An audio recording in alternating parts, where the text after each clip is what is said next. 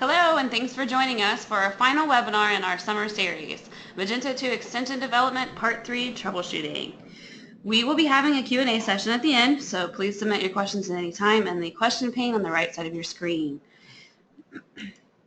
You can follow us on Twitter today at Interact1, and you can tweet with us using hashtag M2Dev.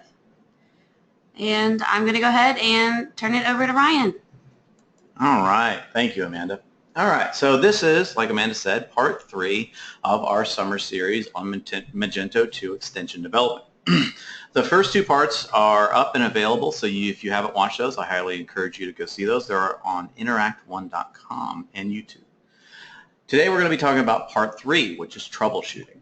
Okay? So part 3, basically what we're going to be going over is you've gone through, you've developed your extension, and everything's ready to go. You're ready to package it up and submit it to the marketplace. And we're going to talk about packaging your extension, testing your extension or your package, and as well as troubleshooting common errors. And what I mean by common errors, I mean errors that come through, especially after you submit it to the marketplace and it's been rejected, and or you've gotten some sort of notification back. Okay, so diving into the details of it. So packaging your extension. So your package requires at a minimum 2 files, and that is your registration PHP and your composer.json file.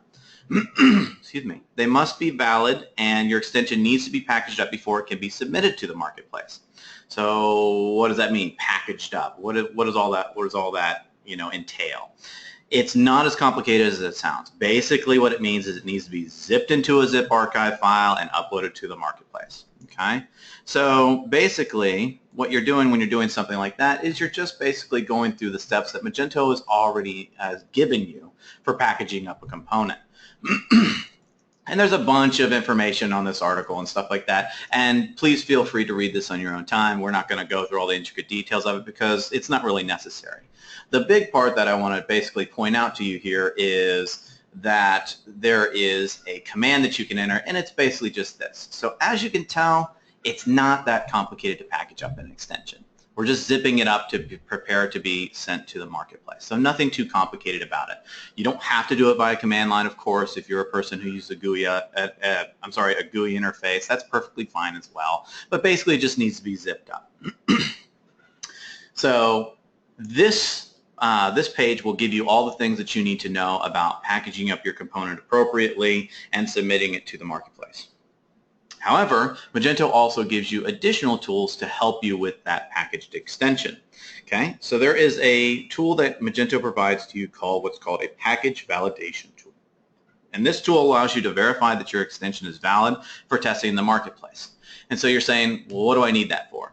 Basically, you can quickly test that package against this script in order to know immediately whether or not your extension that you submit to the marketplace is going to get immediately kicked back because it can't find anything. Basically, it's allowing you to own that particular part of that process. So you're not waiting for Magento to say, oh, yep, I couldn't find it and it kicked it back. Now you got to submit it all over again. You can at least validate the package ahead of time. Okay?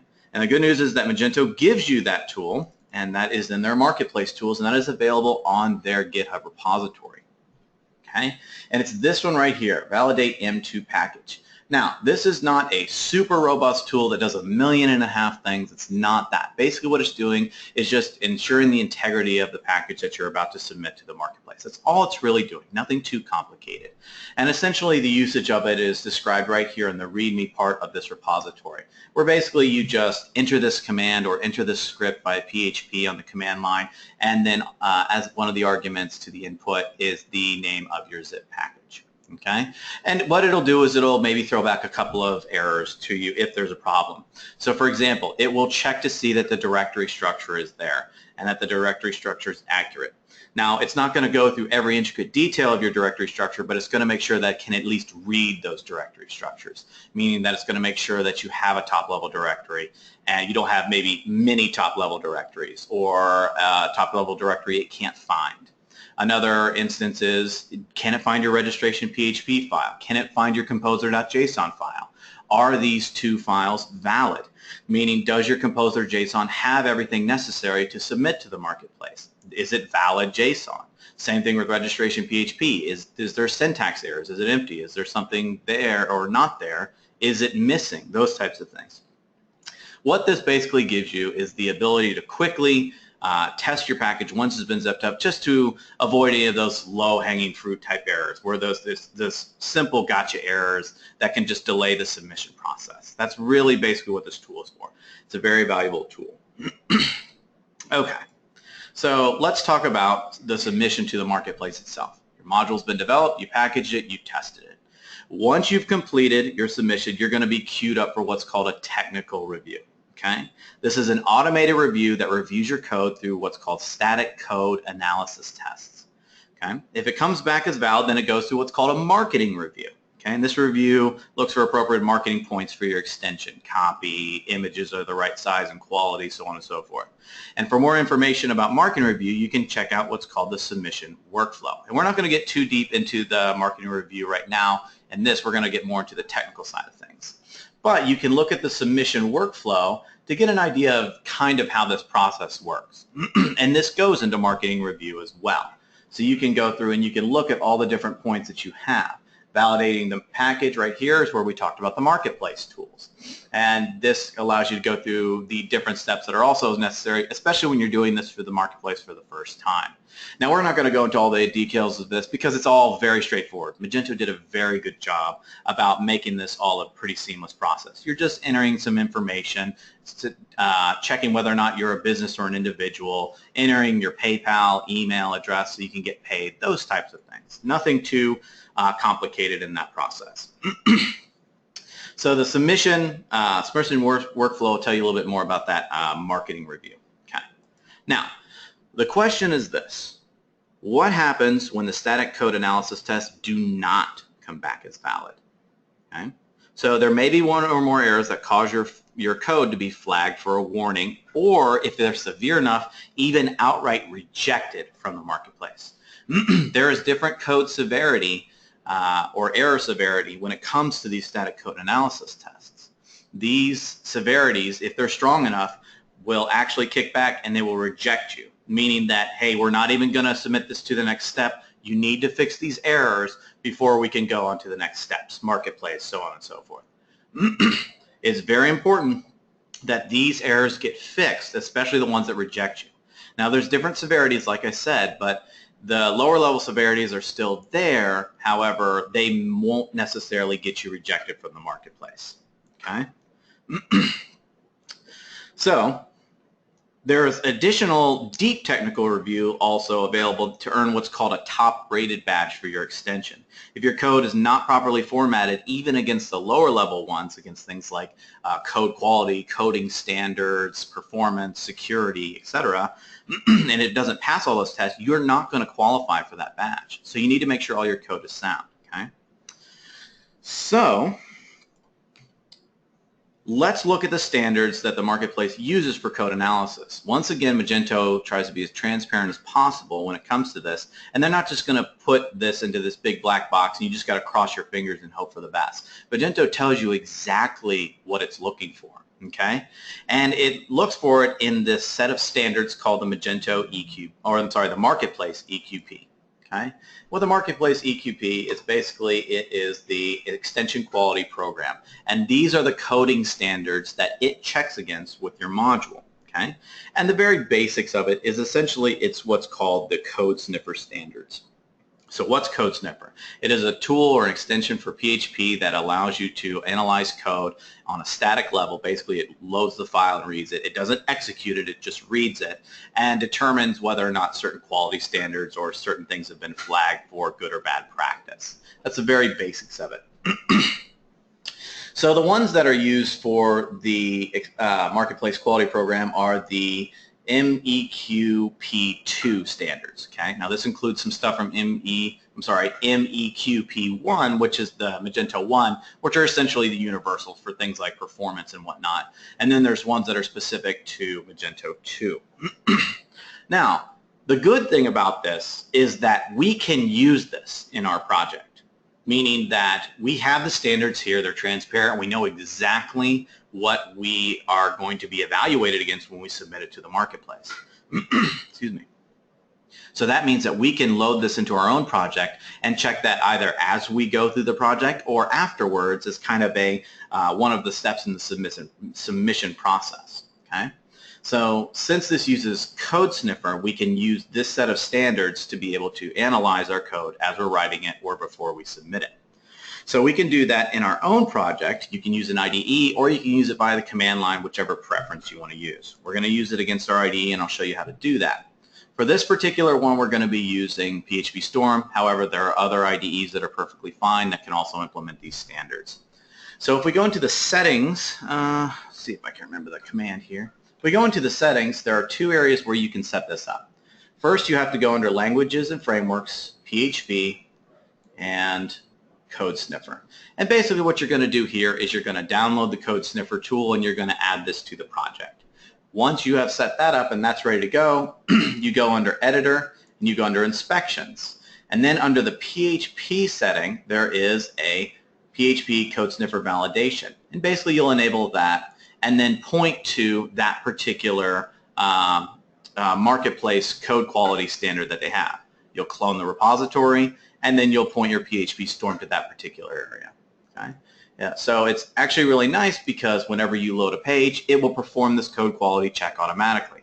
So as you're typing in, as you're working with it, it's going to analyze your code on the fly and be able to tell you whenever there's any sort of problem. Okay? Now, if you do it like this, it'll automatically show you whenever there's an error and then it will fail any sort of inspections, okay, which is great. Okay? Now, before we dig into some of the more specific errors, a good example that Magento also gives you is what are called, that are just basically code examples. And they give those to you under the submission guidelines. And these are a really good start. Okay? So in here, within the submission guidelines, it'll show you some of the code errors and some of the places where you might see them.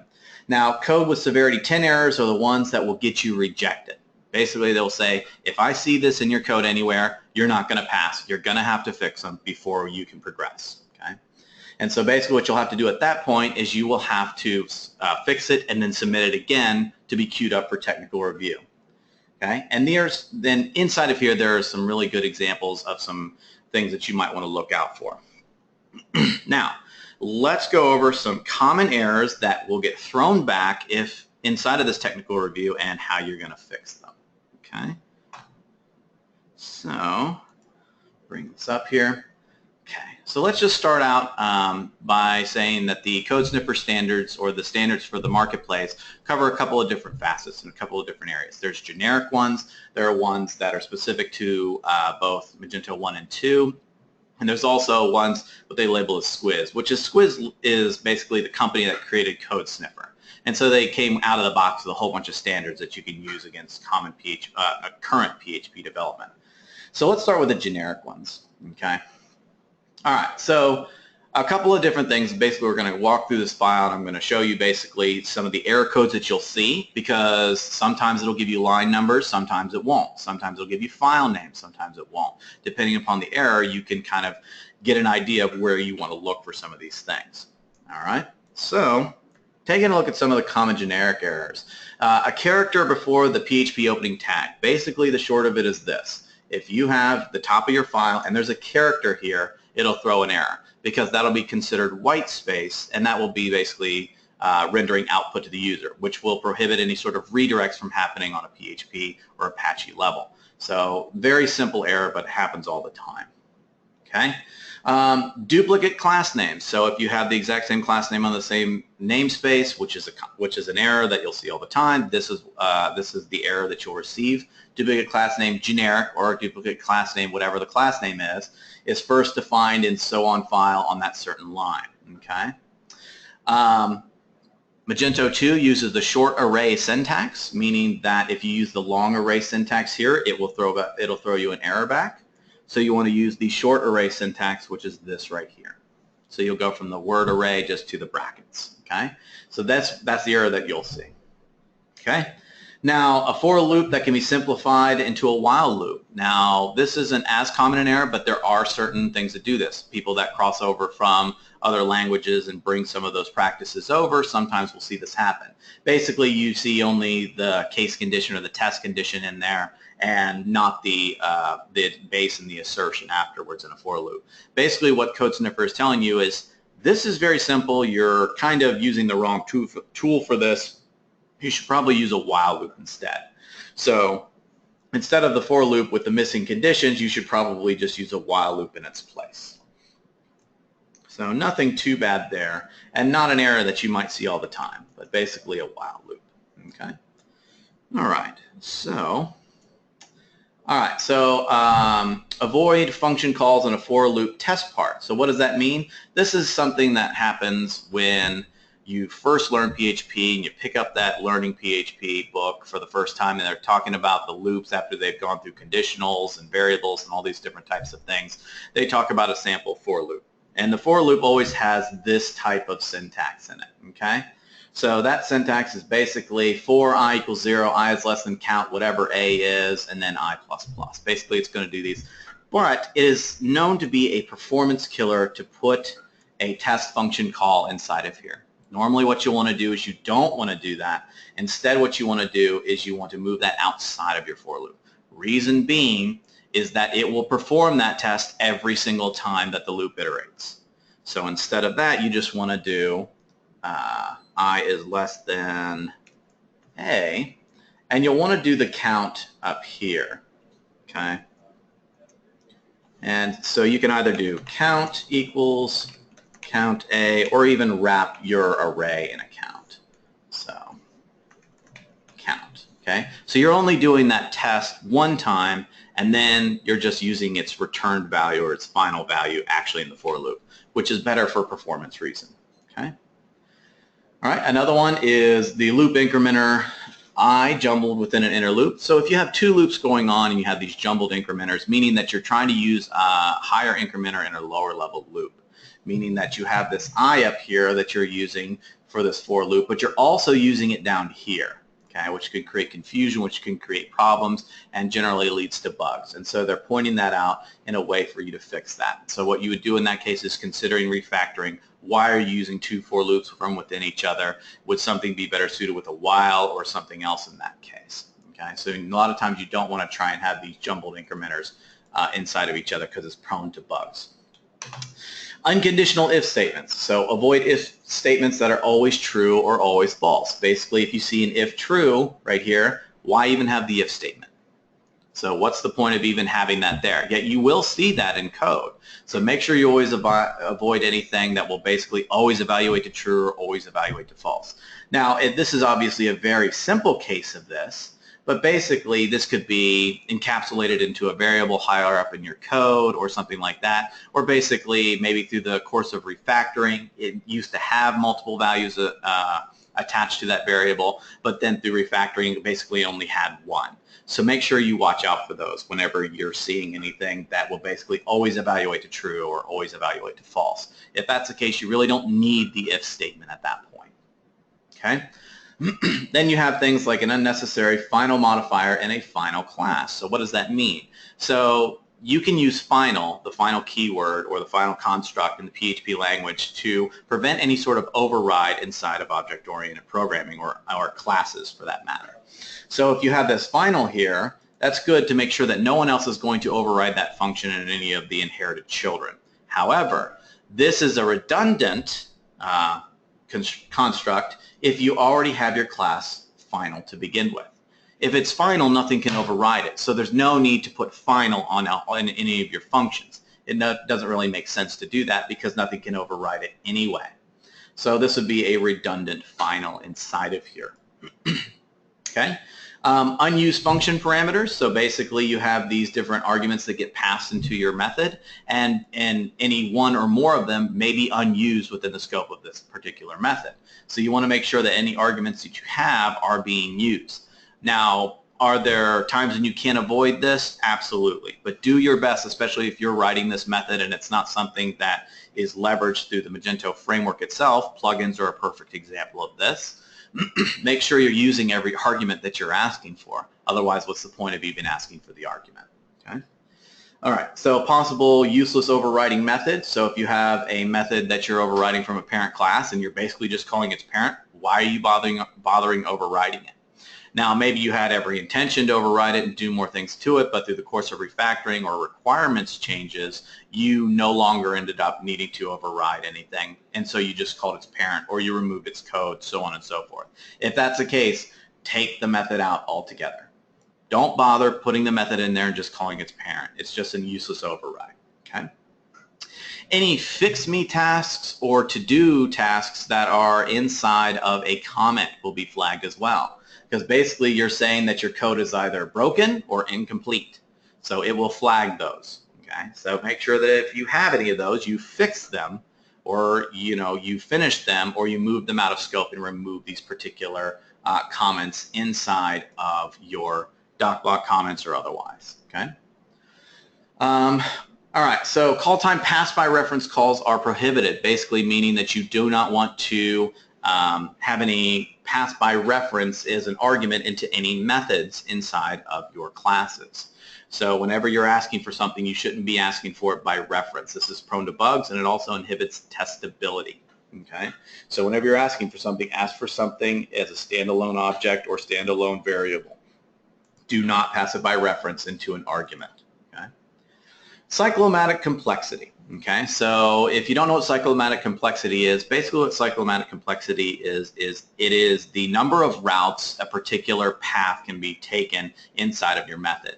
Meaning that if you have an if statement, it could have an if and an else, meaning that you have two separate paths that you can take within that particular method.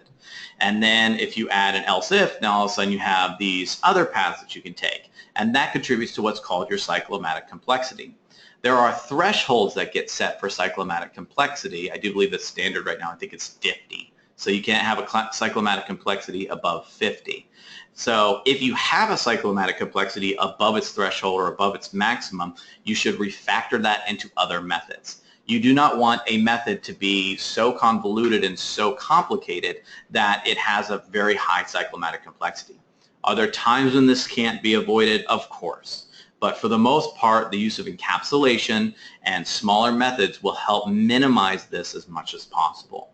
Usually a lot of times if you have multiple cases and a for each loop and all these different things inside of here, a lot of times you can encapsulate those into different methods. You can say for this particular if statement here, I'm going to put that into a method. And this one in here, I'm going to put that into a method. And that allows you to encapsulate it. So it's much easier to read your code, it's much easier to evaluate your code, and it's much easier to debug your code. Okay. Nesting level. So basically you have max nesting levels for your conditional statements. If you have 1,000 different ifs inside of there, consider using a case instead. So using the case construct instead of an if or a bunch of if statements nested within each other might be a better route to take in this particular one. There is, I do believe 5 is the max threshold it takes for Magento 2. And so you want to make sure that you don't nest any deeper than 5. And you'd be surprised how fast you can get to 5, especially when you're doing multiple cases. Once again, consider refactoring, encapsulating these into separate methods. Okay. Use of deprecated functions. So you should not be using any function or method that has been considered deprecated. How do you know it's deprecated? Because it has a deprecated flag above it. Okay. So if it's been deprecated, you don't want to use it at all. You want to use its alternative or consider refactoring to something else.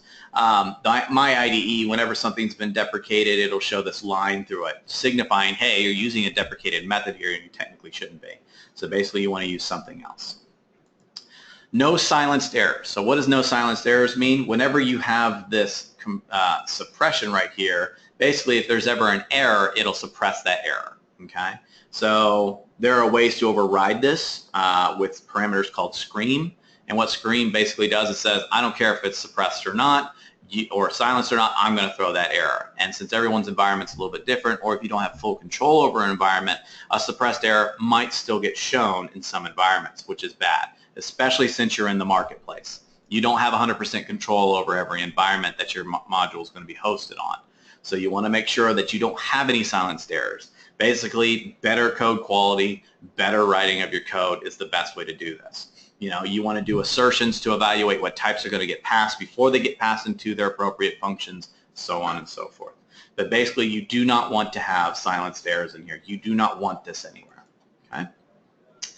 A couple other ones. You should only have one class per file. This is because of auto loading. So whenever the auto loader takes over, it wants to only load one at a time. So you don't want to load all these extra auxiliary classes in here because it also makes for more confusing to debug code. Oh, well, I see that there's code here. Where does it belong? It technically should belong in this file according to the naming standards, but it's not for some reason. It makes things a lot harder to track down, a lot harder to follow. Same thing with interfaces, pretty much the exact same concept. You know, oh, there's an interface in here, but there's more than one class or interface in this file, so it's a lot harder to track down what it is. Okay? And then finally, no closing tags. And basically, PHP has evolved to the point where it's smart enough to know that if a file contains only PHP, it will automatically assume a closing tag for you. The reason that they don't want a closing tag is because all too often what will happen is somebody will, by force of habit, create the closing tag and then put a space there. When you put a space there, that's considered white space, which is considered output to the user, okay? Which avoids anything like redirects. It basically creates hard to track down bugs and hard to track down problems. So unless there's something like a template file that you're working with, you do not need a closing tag. So you don't even need to put it in there to begin with. Okay? All right, so moving on to the next operators. Code. Let's talk about some of the Magento 1 or universal Magento code sniffer standards. Okay? So, empty statement found. So you might find an empty statement found error inside of here. And basically what this is that Magento takes extra steps to evaluate whether or not you have empty classes or basically unneeded classes. This happens whenever you create a block class or a custom block class. Now, what I mean by block class, I specifically mean Magento block classes, ones that represent the view layer. And basically, you create a custom block class, you extend its view element template, or you extend its text or text list parent, and then you don't do anything inside of it. And if you don't do anything inside of it, there's basically there's no reason to create that block class. You can just use the one that comes standard, the template one, the text list. All of those are okay to use by themselves. Magento engineered it that way so you can just use it by itself. You do not need to create a custom block class unless you're specifically creating methods to be leveraged inside of your template files or otherwise. All right, so exception namespaces. Basically, since we use namespaces in Magento 2, whereas we did not in Magento 1, you want to make sure the exceptions have the appropriate namespaces attached to them. Okay, so this one right here, you're throwing an exception when actually you should be throwing a root level exception or maybe a specific exception under a namespace. So this might be a no such entity found namespace under the catalog or otherwise. You need to make sure you're using the right exceptions under their right appropriate namespaces because a lot of these exceptions are going to be called exception. You'll see that in the low-level libraries that Magento 2 uses as well as all over the rest of the code. All right, now we're going to dig into performance a little bit and why Magento flags some of these things. So the unnecessary loading of Magento data collection, use the getSize method instead. So when you see a collection count happening, basically you see it on this collection count here, or if you're wrapping your collection in a count function. What's going on there and why this is something that gets flagged is because what will happen is whenever the count is called against it, a collection on a very low level implements the countable interface, which is a low-level PHP interface. And what's going on there is what will happen is whenever that method gets called count or what's wrapped in a count, what goes on is it will load the entire collection according to its current state and then give you the return count of it. So if that collection is being iterated pretty early in the process and you're calling the count on, you could be loading a very large data set. You could be loading 100,000 products to get that count back, which is a huge performance killer. Okay. Another performance one is FetchAll. Okay, so FetchAll can be very memory inefficient for large data sets. So basically, if you're calling the FetchAll method against a collection, you are going to get this error because you don't necessarily need to call a FetchAll against it if you do not need to fetch everything against there, especially when it comes to collections. Okay.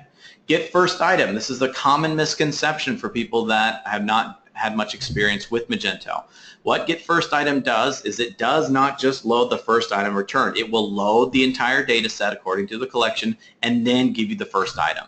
So if you only need one item according to a certain condition, you're still loading everything in there and then returning its first item. So you're loading all this erroneous data that you do not need to leverage for this, and you're putting it in there and not doing anything with it, which is a unnecessary performance degradation. If you're using GetFirstItem, consider just using the model itself, because GetFirstItem is going to load that into a model. That's what collections do. So if you're going to use collections to get all this different types of data through filtering, sorting, grouping, and so on, if you're only looking for one item, or you're only looking for basically one entity or row, you shouldn't really be using a collection for that. Instead, what you should be using is the model. The model will represent single entities. Collection will represent multiple entities. So make sure that you're using the right class or the right approach whenever you're loading certain entities. All right. So there's a couple of ones in here that have to do with loops, and basically what they're looking for here is there any sort of performance degradation within a certain number of loops. For loops, while loops, for each loop, so things like that.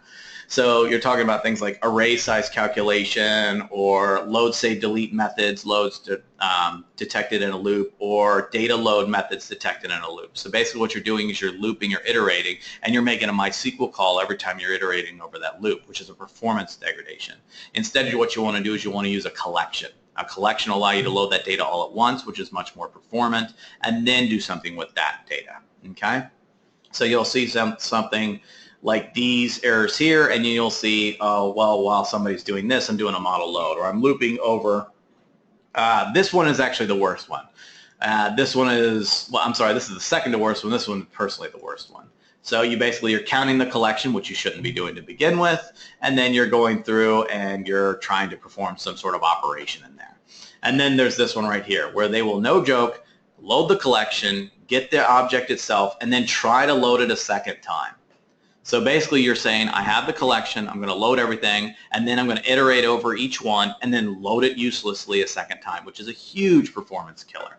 There's no need to do that. If you have a collection, you already have access to the object, so just use the object already. The collection allows you to get whatever data you need to get, so you just do that inside of the conditions when you're loading your collection. Okay? The Scourge Functions. Now, there are way too many of these to list. There was easily 150 plus different Scourge Functions. But basically, the main takeaway whenever you see this is, if you find yourself using low-level PHP functionality, we're talking things like the fopens, the fwrites, the fgets, all that kind of stuff. You're talking about the MD5 checksum. You're talking about the encrypt and decrypt methods. You're talking about these low-level functions. Chances are that they have already been encapsulated and leveraged appropriately in a framework that's available to you inside of Magento 2. So there's no need for you to go through and use these low-level functions. Instead, look at its library equivalent or framework equivalent and use those in its place. Okay? The reason being is that there's times when you could use these in a way that could be insecure or avoid any sort of data sanitization that the library components use in its place.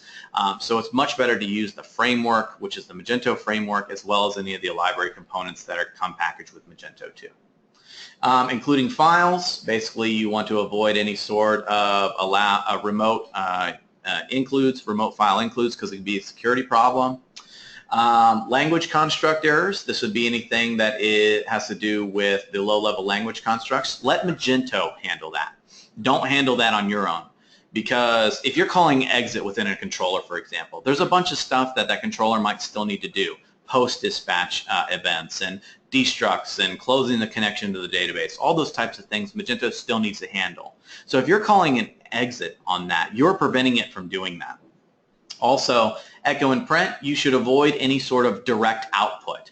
Let the view layer handle that. You give that to the view layer in order to have that output rendered. Don't handle that output rendering yourself through echoes or prints or anything like that. Raw queries, so you should never use raw queries. You should only use the ORM. Okay? So the ORM is available to you, so you can query against the database. It'll do any data sanitization. It'll also make sure that you're using the appropriate MySQL version. The abstraction will handle all that for you. So you don't ever want to use a raw query in there. If you see raw queries in there and it's a third-party module, highly consider contacting that module developer and telling them about updating their standards. Or if you get this from a third party or anything like that. Or if you have this in your own code, definitely read up on Magento ORM to use the appropriate ORM to read from the database. Slow SQL methods. Okay, there's things like likes and group buys and things like that. So now these aren't an out and out, oh, well, you're going to get rejected for this, but they're saying, hey, we detected things that can be considered a slowdown. I'm going to go ahead and flag that to you. Is there anything in there that might be contributing to a slow query? Because once again, static code analysis test. They don't execute this code. They just read it and they flag it for potential errors. So this may not be an error. The raw query will be, but if you're using the ORM and you're using the like condition or you're using a group by condition, you're using it in the proper way, that's okay. But it is going to bring it up just in case so you know that, hey, just take a second look at this, make sure it's not bogging down your queries. The possible executable regular expression. So if regex is just fine to use, but you want to make sure that you're not using the E modifier. That is a security hole. If somebody is doing something and you're performing this manipulation against any sort of data that gets posted to you or got through a get variable or super global, that runs the risk of being executed. So you make sure you don't have anything with the E modifier in your regular expression because it could be executable and it could be a security hole. Okay. Use of the plus operator to concatenate two strings detected. This is not the right way to put strings together. Okay. So you can see it, my IDE actually flags it itself. You should not be using the plus operator. This is commonly done in JavaScript. That's the right way to do it, or other languages do it this way. This is not the right way that PHP does it. So what you want to use instead is you want to use the period. Okay? You use that in its place. That's the proper way to concatenate strings. Okay? Now, testing the return value of a string position or a string insensitive position, you always want to make sure you're using the identical operator. Okay, so we have our needle and we have our haystack here, and I'm saying, hey, can we find in string position an H inside of here? And sure enough, it will. It'll find it right here at the 0 position. Well, without the identical operator, it's going to technically come back as 0, and this is going to evaluate to false because that's how PHP works. Any return value of 0 is considered false unless you use the identical operator. Okay? So if that equals false, then maybe some condition would happen. Otherwise, then you'll have some other unexpected behavior, especially if this string is variable, if it's through posts or something like that. Okay? All right, so continuing on, let's go into the 2, okay? There's not as many in here, but basically it has to do with things like templates. First of all, this inside of a template, so if you're inside of a template file and you see the this variable in there, that's actually been deprecated. You do not use the this variable. It's there for backward compatibility, but it has been deprecated. You do not use this. Instead, you use block. That is your block class or your object that you can use. The this variable will call this method, but only on a public level. So if you have protected or private ones there, it will not work. And they have deprecated that. That was over from Magento 1, but Magento 2 takes a different approach. Okay? JS component initialization, you should not be putting raw JavaScript into your templates. Okay? Doesn't matter what type it is. Basically, if it sees this script tag here, it's going to flag this. You should use an Magento init or Magento template JavaScript identifiers inside of your tags, and you can read the JavaScript developer documentation on the dev docs for more information about that. And then unescaped output detected. Okay, so basically this could be any sort of cross-site request forgery or potential security problems. If you have anything like this, you want to do basically an escape URL method to accomplish this. You just want to make sure that all of your stuff is the appropriate security around it. Actually, let me do this. This is just an example. There's also helper methods and other functionality available in templates to allow you to use this. So you just want to make sure that you're using the appropriate security practices for these types of things in your templates. Okay, and then a couple of low-level ones that you might see. All right, so the scope modifier. So this is old school PHP. You want to make sure you're always putting an appropriate scope modifier. Same thing with visibility on a method. Okay, so you want to make sure that this has a public, private, or protected scope. You always want to make sure that is always available on all of your methods. Excuse me. Non-executable code, this is something that might happen if you have a return statement and code after it. Basically, that code is non-executable. So basically, it can't be reached because you're returning too early. Refactor your code to make sure that all your code is being utilized. Okay. Global. Okay, so Magento is an object-oriented platform, which means you should use object-oriented codes. Procedural programming that uses regular functions and global keywords and stuff like that is discouraged. You shouldn't really be using that. And it says to use the globals, myvar instead, and that's if a case happens where you're using it that's shared from another platform or something like that. But Magento 2 shouldn't really have anything like that that you really need to leverage. But you shouldn't be using this global keyword. Okay. The eval, because once again, it's a potential security risk. So basically, this eval will echo out hello world because it's evaluating this as PHP code. Well, someone could possibly go in and manipulate or inject some sort of malicious code into here, and it would get evaluated as such. So that's a security risk, and they discourage you from using the eval function. Okay. The use of debugging functions is also discouraged. It will generate output to the user, and it will also create potential security risks. So if you're doing a var dump or you're doing a print R or something like that, it will print the contents of that class or that object or whatever else it might be, and you're exposing that information to the user. Okay? So any sort of these debug messages and stuff like that, if you use them, it's fine, but just make sure you do not commit them to version control. You do not submit them to the marketplace. They'll get kicked back. Okay, so make sure you're cleaning all that up, or you're only using it temporarily. Do not commit that to version control. It will flag any sort of valid code that's just been commented out. Generally, it's kind of sloppy to leave that commented code in there. That's what version control is for. You can see previous iterations. Leaving commented code in there is not really the best practice to do. It creates messy code that's hard to read. If you don't need it in there anymore, just remove it. There's no need to just have it commented out for later. You can use version control to accomplish the same thing. Okay. Now, if you'll notice also right here, we have this function, global function, and it is on the outside of our class. You should not be using global functions. Okay, you should be encapsulating those into objects. So you need to put those into classes instead. Okay, so any of this stuff should always be inside of classes. That's how Magento operates. It's an object-oriented platform, and you should follow the same practice for your modules. Okay.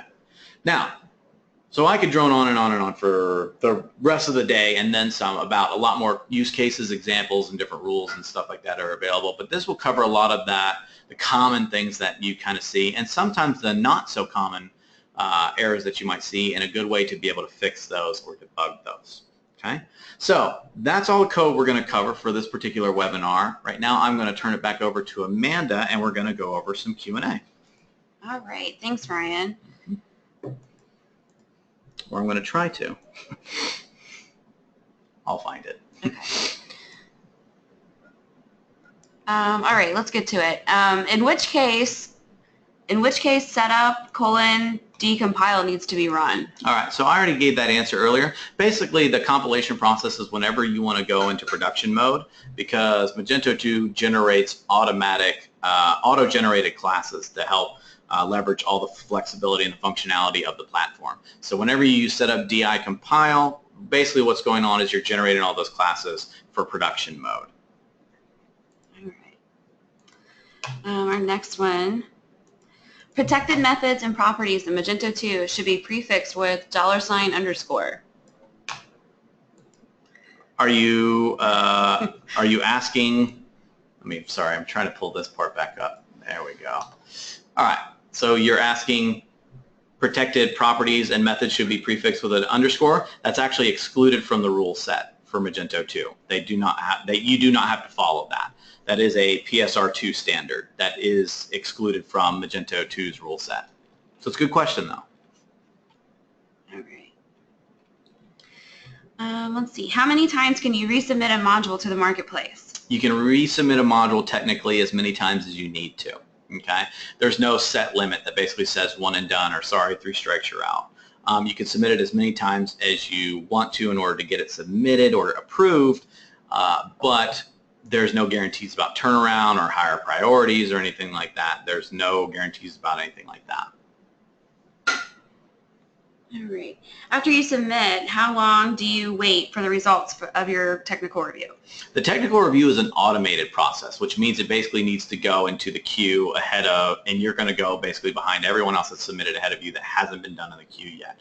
Turnaround typically is not too bad for that, depending upon how many are ahead of you in the queue. But the technical review usually isn't too long of a process. I would say anywhere between minutes and hours, unless there's some sort of problem. How long to wait on a deep technical review? Deep technical review is a very subjective process. So a deep technical review is actually reviewed by a real Magento engineer. So he goes through your code and he looks through, he or she, and tries to figure out where there might be problems according to the Magento 2 platform. And then if it passes the deep technical review, you get that top rated badge, like I said. However, because it's reviewed by a real person, now you're talking about waiting for a real person turnaround. So there's no real definite way to ascertain how long that's going to take, especially since the marketplace is new and a lot of people are submitting. You have kind of a long lead time. So there's no direct answer for that, unfortunately, but definitely be patient because they have a lot to look at. Also, part of it is how big the modules are. You know, a 2-file module that does something very minuscule is not going to take as long to review as something that's 200 files, because they have to look through each of those files and determine any problems. So that there's all these different factors in play that account for that timeline. All right. Where can I get a full list of coding standards for Magento 2? The Marketplace EQP, the full list of the coding standards is available. They get evaluated. If you go into the EQP, I'll pull that up really quick here. If you go into this rule set XML, it'll actually tell you every single rule set that gets evaluated for it. So you can take a look at that to see all the different ones that are available to you. And then you can cross-reference those against their literals. Are there any other coding standards included that you did not mention? There is the PSR2 coding standard that's and the PSR0 auto-loading standard. Those are automatic. Those are part of the coding standards for PHP extension development for Magento 2. That's part of the, it's in the dev docs. And the PSR2 standards are mostly things like spacing and tab links and things like that. So a lot of that just formatting and style type stuff. And just, you know, good code readability, and that really wasn't very pertinent to be able to describe just basically how many spaces a tab should contain. But PSR2 standards are in here. I did not mention those. All right. And we have one more question here. Instead of using collection, GetFirstItem, what can I use to get first product from product model? You can use a number of different conditions. So you can, whenever you have a model, you can, let's just take this as an example here.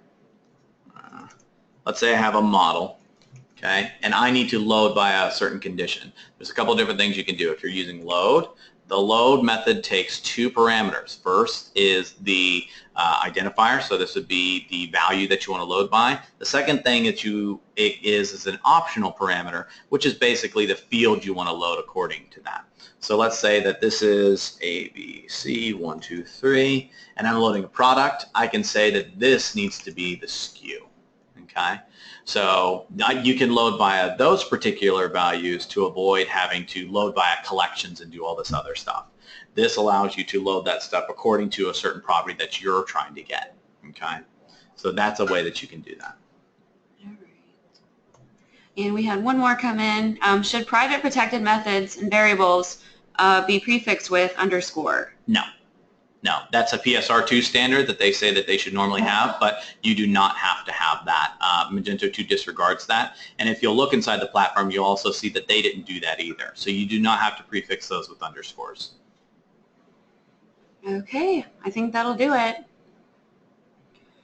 All right. Well, thank you everyone for joining us. Thank you, Ryan, for coming in and doing this. This is wonderful to have you. If anyone else has any more questions, please email us at support@interact1. You can visit our website, tweet with us, any number of ways to contact us, and we'll get back to you. So thank you very much, and we hope you guys have a wonderful day. Thank you very much.